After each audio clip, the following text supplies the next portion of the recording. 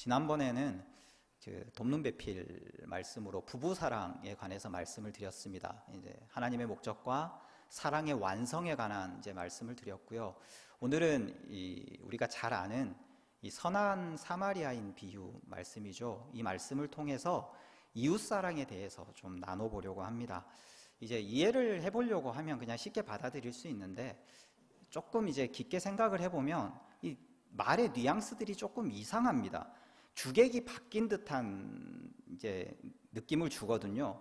누가 이웃입니까? 라고 물었으니까 강도 만난 자가 이웃이다, 도와라, 이렇게 말씀하시면 되는데, 강도 만난 자를 중심으로 레위인과 제사장과 사마리아인 이렇게 세 사람을 등장하게 만드십니다. 그러시더니 누가 이웃이 되겠느냐라고 물으시는 겁니다. 율법학자는 이제 예수께서 이런 사람들이 이웃이다라고 하면 난 이미 사랑하고 있습니다, 이렇게 이제 자신을 옳게 보이려고라고 했으니까 난 뭐 사랑하고 있습니다라고 대답을 하든지, 아니면 이런 사람은 그러면 이웃이 아닙니까? 라고 이렇게 질문을 하면서 예수님을 흠을 잡으려고 이제 이 질문을 한 것 같단 말입니다. 그런데 예수님은 전혀 다른 차원의 말씀을 지금 하고 계시는 겁니다. 그러니 여기에는 우리가 생각하는 것보다 조금 더 깊은 은혜가 있다라고 생각을 할 수 있게 됩니다. 먼저 이 말씀을 나누기 위해서 이 세상과 인간의 죄된 본성과 사랑의 본질에 관한 이야기를 좀 나눠봐야 될 것 같습니다. 먼저 이제 빌립보서 2장으로 잠깐 가보겠습니다. 빌립보서 2장, 우리가 잘 아는 말씀입니다. 5절부터 8절까지 한번 봉독해 보겠습니다. 같이 읽겠습니다. 너희 안에 이 마음을 품으라. 곧 그리스도 예수의 마음이니 그는 근본 하나님의 본체시나 하나님과 동등됨을 취할 것으로 여기지 아니하시고 오히려 자기를 비워 종의 형체를 가지사 사람들과 같이 되셨고 사람의 모양으로 나타나사 자기를 낮추시고 죽기까지 복종하셨으니 곧 십자가에 죽으심이라. 아멘. 이 하나님의 하나님 되심이죠. 그러니까 예수 그리스도께서 하나님과 동등됨을, 그러니까 자신의 하나님 되심을 취할 것으로 여기지 않았다는 겁니다. 취할 것으로 여기지 않았다. 빼앗고 소유하는 것으로 여기지 않았다라는 뜻이죠. 신이니까 예전 이제 세계관에서는 신은 가장 강한 자고 가지고 취하는 자라고 인식이 된단 말입니다. 그래서 그렇게 취했을 때 취한 대가로 인간에게 어떤 은혜를 베푸는 존재로 이제 사람들은 인식했기 때문에 신은 가지고 취하는 자다라는 인식도 있었고, 그리고 이 말씀의 반대말은 이렇게 되는 겁니다. 하나님의 하나님 되심, 하나님과 동등됨을, 하나님과 같이 되는 것을 취할 것으로 여긴 자가 있었다라는 뜻이 되는 거죠. 예수님과는 다르게. 그리고 성경에서 예수님은 언제나 태초에 처음 인간이었던 아담과 비교되시는, 이게 비교되어서 아담의 반대편에서 아담의 실패를 뒤집는 분으로 소개되기 때문에 이 말씀에서 취할 것으로 여긴 자는 바로 아담이 되는 겁니다. 아담이 선악과를 먹은 이유는 하나님과 같이 되고자죠. 그제? 그런데 그 하나님과 같이 되고자 그게 뭐였냐면 취할 것으로 여겼다는 겁니다. 나를 중심으로 이 세상을 취하고자, 이 세상을 소유하고자 선악과를 먹은 게 아담이었다라는 거죠. 그래서 그 이후에 인간의 사회는 자기 중심의 사회가 되고 소유 중심의 사회가 되었습니다. 소유를 위해서 살아가는 인간이 되었습니다. 그래서 인간의 이제 가장 기본적인 존재 양식은 뭐가 되냐면 자입니다. 나가 되는 거고, 내가 아닌 타가 있게 되는 겁니다. 자와 타, 나와 나 이외의 대상들이 이제 이 세계를 구성하는 기본 요소가 되는 겁니다. 자신만을 중심으로 살아가는 인간에게 세계는 언제나 나라는 1인칭과 그녀 또는 그것이라는 3인칭으로 구성이 됩니다.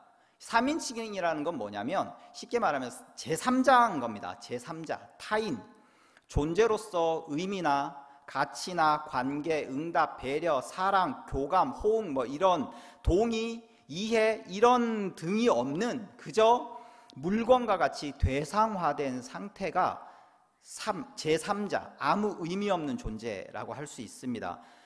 비록 그 사람이 아무리 생각과 의지를 가지고 감정을 가진 존재라고 하더라도 나에게 아무런 가치와 영향을 끼치지 않는 그저 무언가로 존재할 뿐입니다. 있든 말든 제3자는 나에게 아무런 가치와 의미가 없습니다. 그래서 타인에게 일어난 비극은 그냥 안타깝죠. 안타깝지만 내게 전혀 그렇게 가슴 아픈 일로 다가오지는 않습니다. 내가 모르는 사람들에게 일어나는 일을 우리는 그다지 신경 쓰지 않고 살아갑니다. 우크라이나에서 그 많은 사람들이 죽어가고 고통을 당해도 우리에겐 물론 이렇게 인도주의적으로 들으면 마음이 좀 이렇게 아프고 하지만 남일 같죠. 그리고 미국에서 뭐 총기 난사로 몇십 명이 죽었다라고 해도 와 끔찍하다라고 하지만 크게 의미가 와닿지는 않습니다. 내 손가락 밑에 박혀있는 가시는 못 견디게 신경 쓰여가지고 이걸 빼려고 막 하지만 그 가시만도 못한 통증인 거죠, 우리에겐. 왜냐하면 나와 타로 존재하기 때문입니다, 우리는. 하지만 1인칭인 나와 3인칭의 대상이 어떤 관계를 맺게 될 때 비로소 너라는 2인칭이 생기게 됩니다. 아무것도 없는 이제 흑백, 깜깜한 흑암 속에서 빛이 비치듯이 선명하고 찬란하게 어떤 의미들이 입혀집니다. 나에게 아무런 의미가 없는 대상들이 가치와 의미를 지니게 되고 별 상관없이 살아가던 그녀가 또는 그가 나와 관계가 생기고 사랑하게 되는 순간 그는 나에게 그대가 되죠. 너가 되는 겁니다. 그래서 서로의 상대의 모든 그 말이며 감정이며 상태며 그 하나하나에 내가 웃고 울고 반응하고 이렇게 그게 없으신가요? 우리 다 연애 해봤잖아요, 그죠? 이게 연애하게 되면은 그 사람이 하는 말이며 그 사람이 하는 행동이며 그 어떤 것들이 전부 다 나에게 의미를 끼쳐서 속도 상했다가 화도 났다가 막 좋아가지고 하루는 붕붕 뛰어고 다니고 이제 그런 일들이 생기는 이유가 그 사람이 나에게 의미가 생겼기 때문입니다. 나에게 그녀가 너가 됨으로 인해서 나도 그녀에게 너가 되죠. 그리고 그렇게 관계를 맺어서 2인칭이 되면 함께라는 개념이 둘 사이에 들어오게 됩니다. 그렇게 나와 너가 함께하게 되는 순간 1인칭 복수 공동체가 되죠. 그게 바로 우리라고 하는 겁니다. 우리. 성경은 그것을 오늘 이웃이라고 표현을 하고 있는 겁니다. 본문을 보시면 내 이웃을 내 몸과 같이 사랑하라 라고 이렇게 말씀하셨을 때 누가 내 이웃입니까? 라고 이렇게 율법 교사가 묻습니다. 그러면 예수님은 이런 사람이 이웃이다 이렇게 얘기하시는 게 아니라 누가 강도 만난 자의 이웃이 되겠느냐라고 묻습니다. 이게 핵심입니다. 누가 강도 만난 자의 이웃이 되겠느냐. 예수님은 누가 강도 만난 자의 이웃이냐 이렇게 묻지 않으십니다. 레위인도 그리고 제사장도 강도 만난 사람을 나에게 별 의미가 없고 가치가 없는 타인으로 여깁니다. 그래서 모르는 척 지나갔지만 오히려 유대인들이 개처럼 정말 가치가 없다고 여겼던 사마리아인만은 이 강도 만난 사람을 돕습니다. 그 사람과 관계를 맺고 그 사람을 너로 관계의 상대로 가치와 의미를 지닌 존재로 여긴 겁니다. 그래서 마음을 다해서 보살피고 또 그 다음날 여관 주인에게 돈을 주면서 어떻게 해달라고 잘 좀 해달라고 하고 돈이 모자라면 내가 돈을 더 줄 테니까 제발 좀 잘 돌봐달라고 말을 합니다. 그것이 바로 우리입니다. 우리.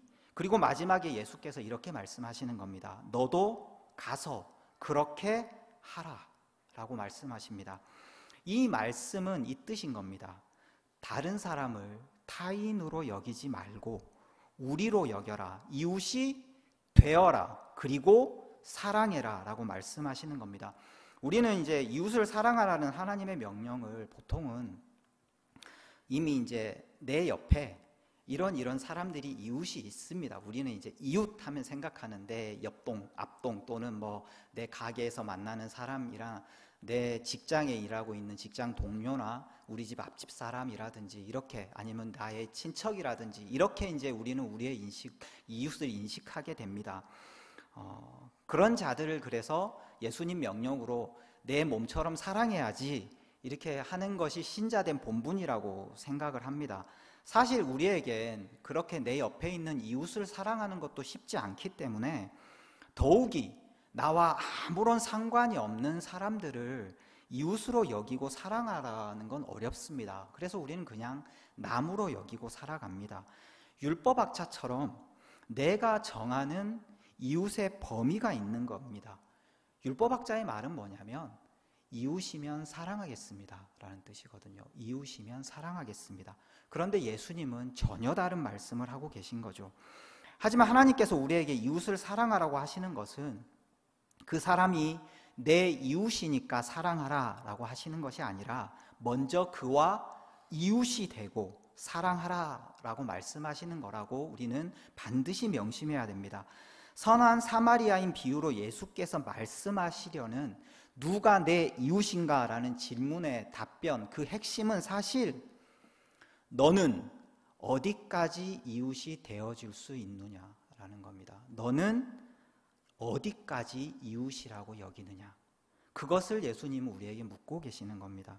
하지만 이제 이 말은 약간의 오해의 소지가 있는 게, 그 전에 우리가 반드시 생각해야 될 것이 원래부터 우리는 남과 무관계한 이 관계가 아니라는 겁니다. 그분들이 우리에게 아무 의미가 없는 그런 관계가 아니라는 뜻입니다. 창조 당시에 하나님이 보시기에 좋았던 그 세상은, 이 선의 상태는 만물이 인간을 중심으로 서로 연결되어서 조화와 통일을 이루고 있었던 상태였던 겁니다.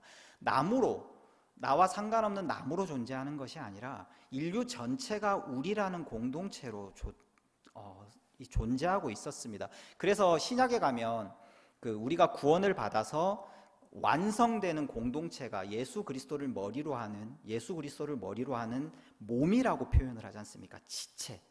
그래서 남이 아니라 원래부터 우리는 하나였다, 우리였다라고 하는 겁니다.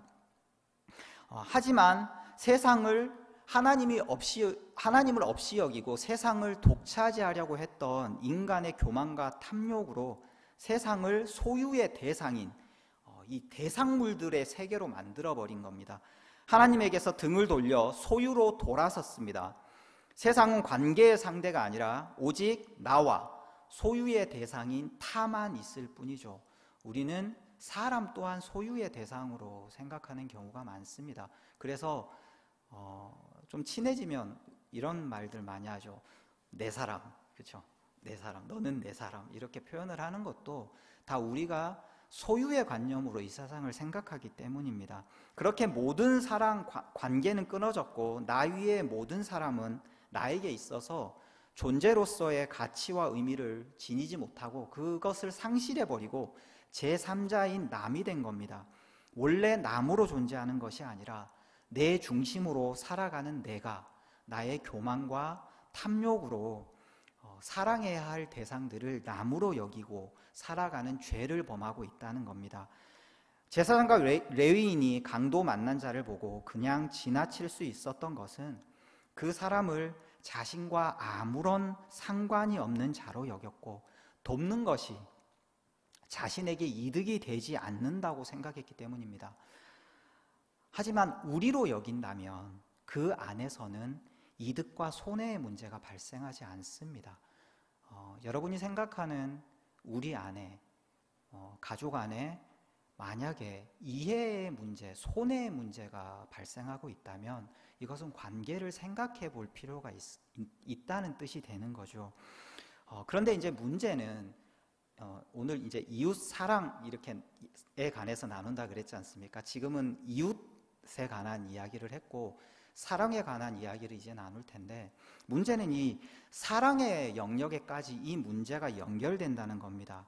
자와 타만 있는 이 존재물들의 세계에서는 사랑하는 것조차 사랑하는 자와 사랑받는 자라는 이 명확한 이분법으로 구분이 돼버립니다. 그 세계에서 인간은 사랑에서도 특유의 이 자기 중심성을 버리지 못합니다.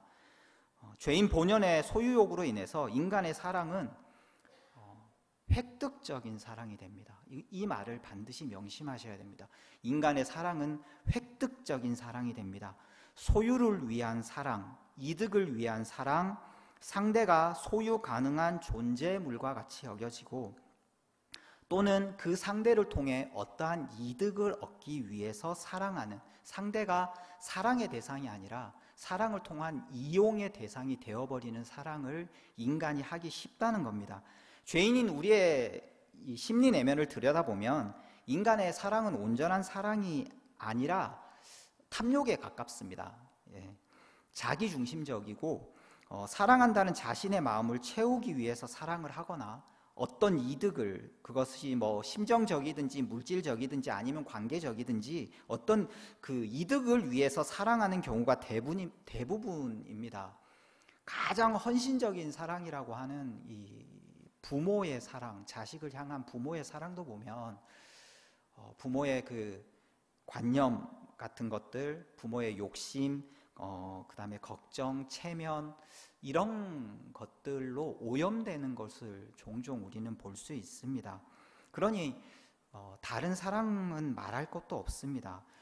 그럴 수밖에 없는 게 자와 타로 존재하는 이 인간의 사랑은 이 사랑하는 주체와 사랑을 받는 객체가 명확하게 구분이 됩니다. 우리는 지금 생각해 보시면 아시겠지만 사랑을 주고 사랑을 받는다고 생각합니다. 그리고 거의 대부분의 경우에 우리는 주는 사랑보다 받는 사랑에 익숙합니다. 우리는 사랑이라고 할 때 사랑을 받는다라는 개념을 기준으로 생각하지 사랑을 준다라는 기준으로 생각하는 경우가 별로 없죠.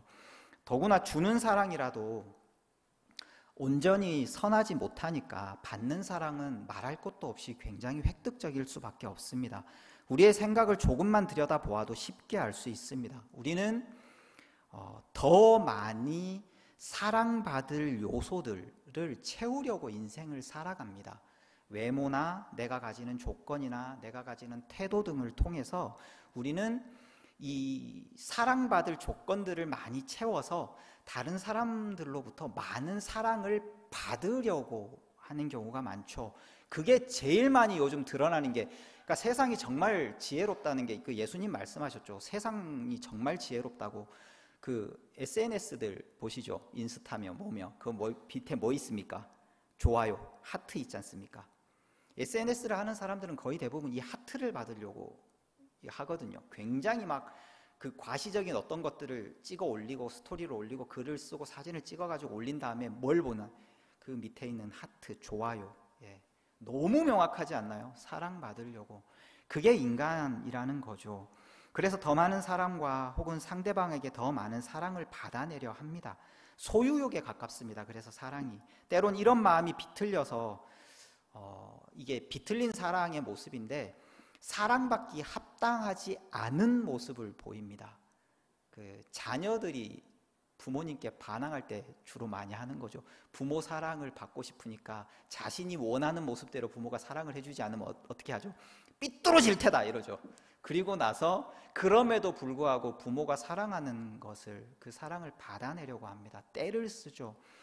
근데 이제 그게 아이만의 문제는 아닌 게 우리도 보통 그렇게 많이 하는데 친한 사이일수록 우리가 이제 서로 많이 친하고 많이 사랑하는 사이일수록 무례하게 행동합니다.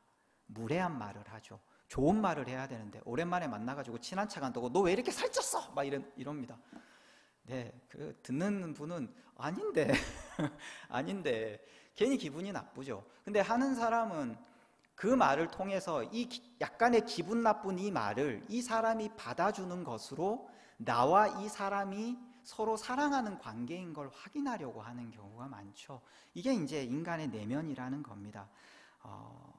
문제는 이제 우리가 이런 이기적인 이 사랑의 모습을 하나님에게도 보인다는 사실입니다.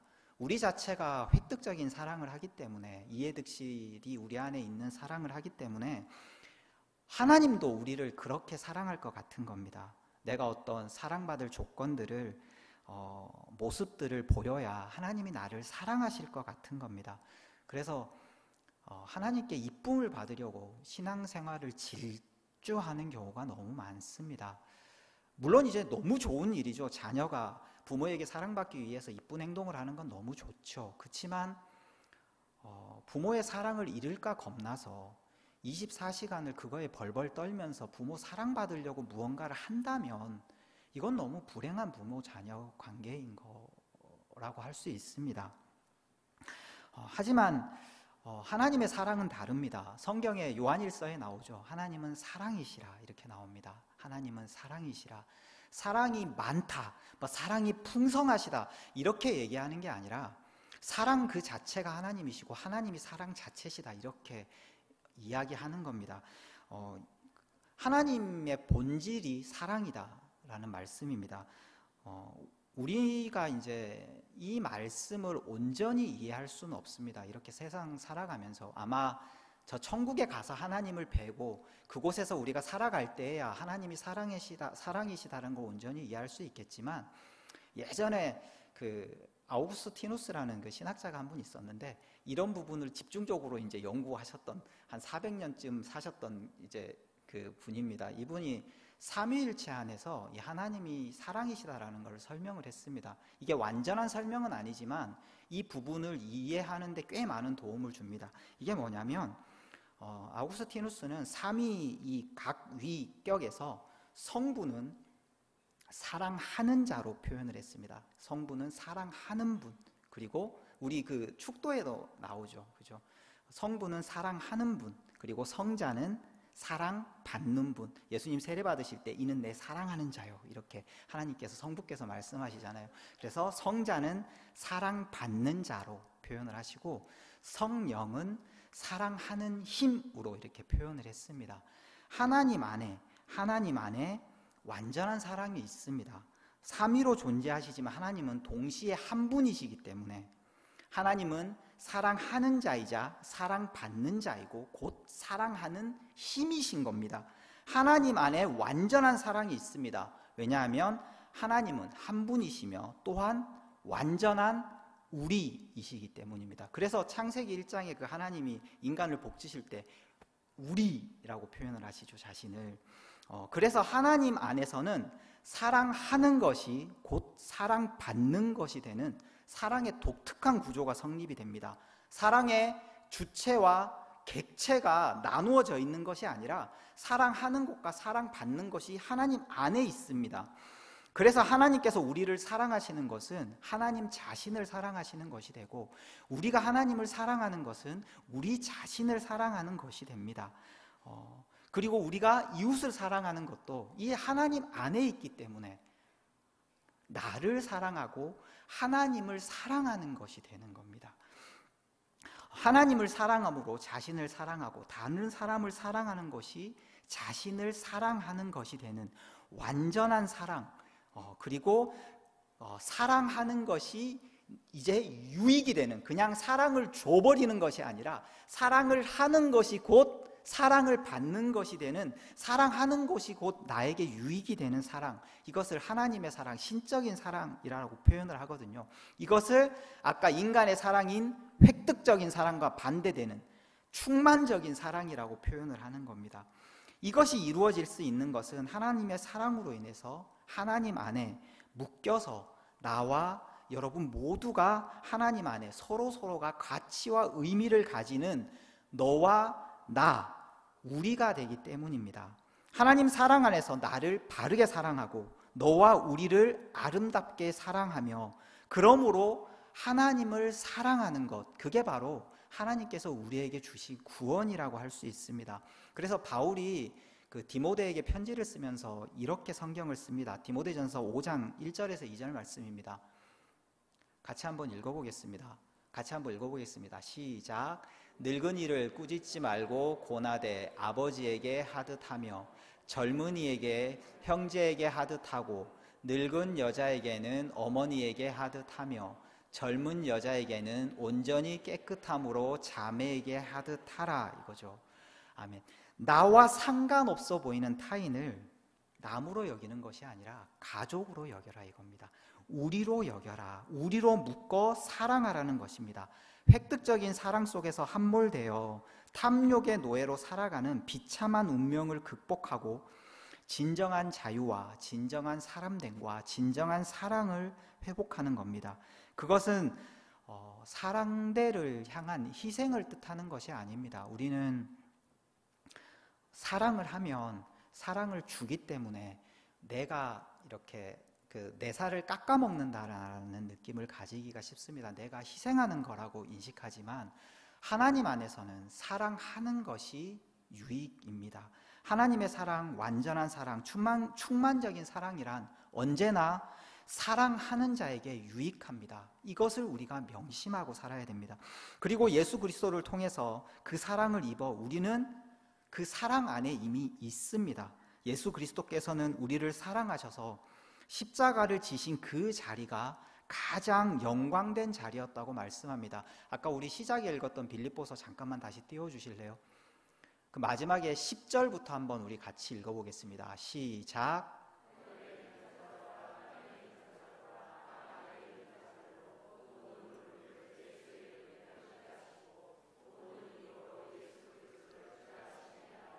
하나님께 영광을 돌리게 하셨느니라. 아멘. 그 구절을 제가 잠깐 읽으면 이러므로 하나님이 그를 지극히 높여 모든 이름 위에 뛰어난 이름을 주사 이렇게 말씀합니다. 예수께서 자기를 비우고 취하는 것으로 하나님 되심의 증거를 삼은 것이 아니라 자기를 비워 내어주는 것으로 증거를 삼아 십자가를 지시는 자리까지 가신 게 예수 그리스도의 가장 큰 영광이었다라고 말씀하십니다. 그렇게 사랑한 자리가 예수 그리스도께 가장 영광된 자리였다라고 말씀하는 것처럼 남을 온전히 사랑하는 것이 우리에게 가장 빛나는 영광이라고 하나님이 우리에게 지금 말씀하시는 겁니다. 그래서 하나님은 우리에게 명령하십니다. 내 이웃을 내 몸과 같이 사랑하라. 희생하라는 것이 아니라 그것이 우리에게 가장 유익하며 그것이 우리에게 가장 영광되기 때문입니다. 여기까지만 해도 굉장히 깊은 은혜를 주는 말씀이지만 사실 저는 여기서 한 단계 더 나가서 정말 예수님께서 우리에게 하시고자 하는 말씀은 이거라고 생각합니다.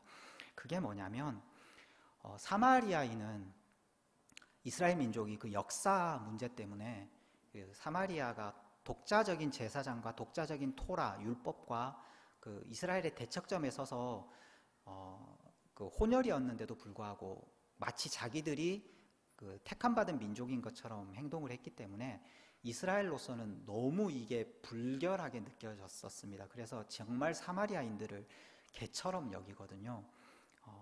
아무런 가치가 없다, 의미가 없는 존재라고 여겼습니다. 사마리아인들을.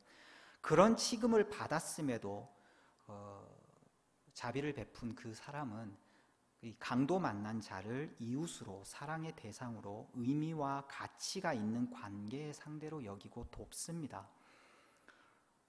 하나님도 우리에게 그러셨습니다. 우리는 하나님을 가치와 의미가 없다고 버렸습니다. 인간은 세상을 소유하기 위해서 세상이 가치와 의미가 있다고 여겨서 하나님을 버렸습니다. 그리고 우리는 여전히 아담하고 똑같아서 하나님보다는 세상과 재산과 돈과 명예와 권력이 더 가치와 의미가 있다고 여기는 경우가 많습니다. 나의 감정이, 지금 나의 마음속의 울분이, 나의 미움이 더 가치와 의미가 있다고 여깁니다. 그 순간 우리는 하나님을 가치와 의미가 없다고 여기는 겁니다. 그렇게 우리는 언제나 하나님을 버리고 하나님을 무시합니다. 그런데 하나님은 그런 우리를 돕습니다. 그런 우리를 버리지 않습니다. 창세기 32장 잠깐 띄워주십시오. 제가 읽어드리겠습니다. 야곱은 홀로 남았더니 어떤 사람이 날이 새도록 야곱과 씨름하다가 자기가 야곱을 이기지 못함을 보고 그가 야곱의 허벅지 관절을 치매 야곱의 허벅지 관절이 그 사람과 씨름할 때 어긋났더라. 그가 이르되 날이 세려하니 나로 가게 하라. 야곱이 이르되 당신이 내게 축복하지 아니하면 가게 하지 아니하겠나이다. 그 사람이 그에게 이르되 내 이름이 무엇이냐? 그가 이르되 야곱이니이다. 그가 이르되 내 이름을 다시는 야곱이라 부를 것이 아니요 이스라엘이라 부를 것이니 이는 내가 하나님과 및 사람들과 겨루어 이겼음이니라. 아멘. 우리는 야곱이죠. 우린 야곱입니다. 야곱의 이름의 뜻은 여러분이 잘 아시겠지만 강도입니다. 강도. 강도도 그냥 강도가 아니라 날강도입니다. 강도 중에 더 악질, 우리나라 이제 말로 치면 날강도. 그 날강도 같은 야곱이 하나님과 씨름합니다. 그 씨름을 하는데 그 씨름을 먼저 거신 분이 하나님이십니다. 몸부림을 치고, 어렸을 때 이게 정말 이해가 안 가더라고요.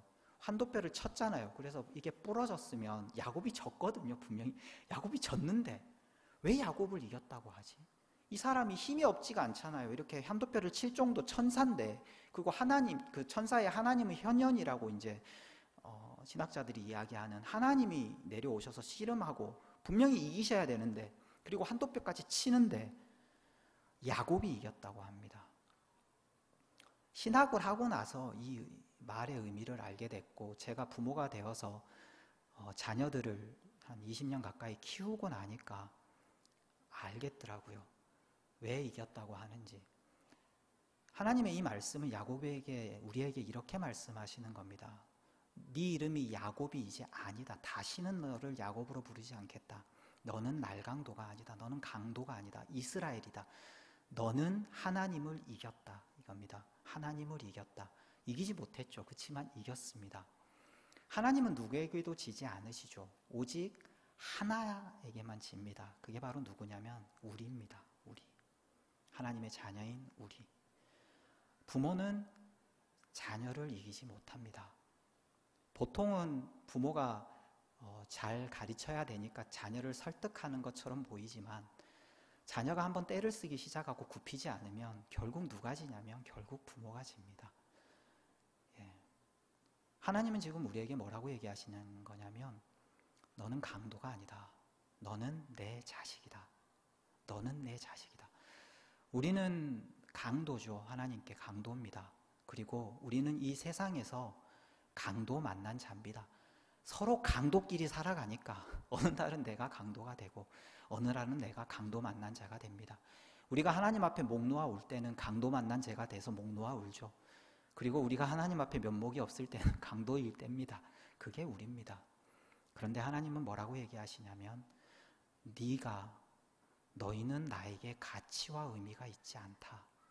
너희는 나에게 가치와 의미가 있다. 얼마만큼의 가치와 의미가 있는지를 십자가로 보여주시는 겁니다. 우리가 하나님을 찾기도 전에, 우리가 하나님이 필요하다고 말하기도 전에 자신의 맏아들의 생명을 우리와 바꾸십니다. 예수 그리스도만큼의 가치와 의미가 우리에게 있다라고 말씀하십니다.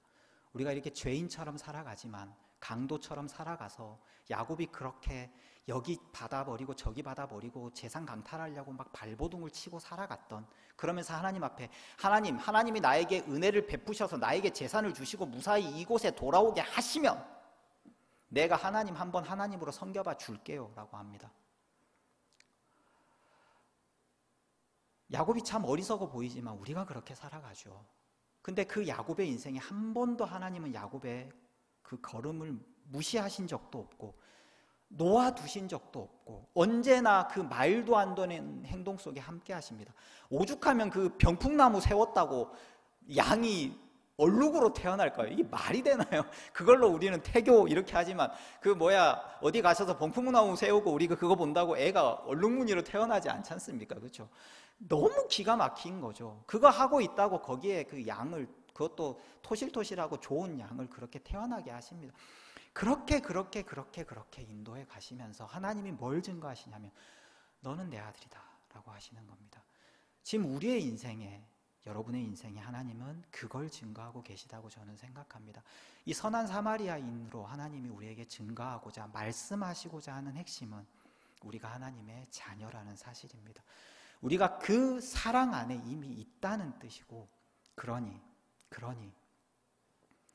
손해와 마음 아픈 것과 뻘쭘한 것과 그런 거 생각하지 말고 한번 하나님 자녀처럼 사랑해 보라 라고 저희한테 말씀하시는 거라고 생각합니다. 너는 어디까지 이웃이라고 여기느냐? 너는 어디까지? 우리가 이렇게 새신자의 초청잔치, 새생명 초청잔치를 하는 것은 이게 사랑의 유일한 방법이기 때문에 하는 건 아니지 않습니까? 이게 우리가 줄 수 있는 최고의 사랑은 그들에게 예수를 전하는 겁니다. 그래서 우리가 예수를 전합니다. 그렇지만 그거 말고도 여러분들이 그분들을 사랑할 방법은 정말 많습니다. 그리고 그 사랑 가운데 언젠가는, 이번에 오지 않더라도 언젠가는 그분들이 그 사랑 가운데 하나님을 알고 이 교회로 나오게 될 겁니다. 그러니 먼저 하나님의 그 말도 안 되는 사랑을 입은 자로서 하나님이 나에게 가치와 의미가 있듯이 여러분의 옆에 있는 분들 가치와 의미가 있다고 여기시고 하나님이 주신 사랑으로 사랑하고 살아가시는, 그래서 그 사랑이 여러분에게 유익이 된다는 것을 확인하고 살아가시는 성도 여러분이 되시기를 간절히 축복합니다.